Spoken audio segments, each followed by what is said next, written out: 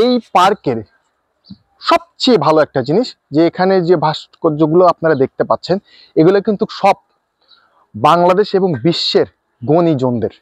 আমি যদি আপনাদেরকে নামগুলো সবগুলো হয়তো ওইভাবে বলতে পারছি না। এখানে দেখেন জন লডি বেয়ার্ড, তারপরে এখানে আছে মানে সুমন আপনাদেরকে দেখাচ্ছে, আমি জাস্ট একটু বলার চেষ্টা করছি। ভিলহেলম কনরাড রনগ্রেন, মানে নাম বলতেই তো দাঁত ভেঙে যাচ্ছে আমার। তারপরে এখানে মোহাম্মদ আব্দুল সালাম, পাকিস্তানি তাত্ত্বিক পদার্থ বিজ্ঞান। তো সুমন দেখানোর চেষ্টা করছে। সামনে যদি দেখেন আপনারা এই যে একটা পাখি, পাখির উপর একটা পাখি। তোমার নাম কি মামনি?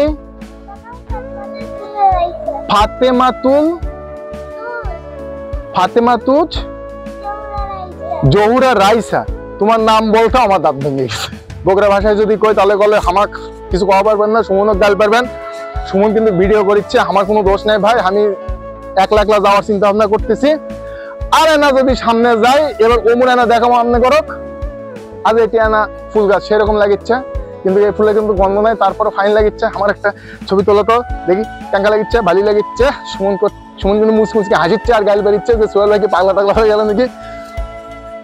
হোকার কন আর জোকার কন যাই কন, ইউটিউব চ্যানেল ভাইরাল করা লাগবে, এটা হচ্ছে কথা। সগলি ভালো লাগে শেয়ার করে দিবেন, সগলি দেখে বুঝছেন।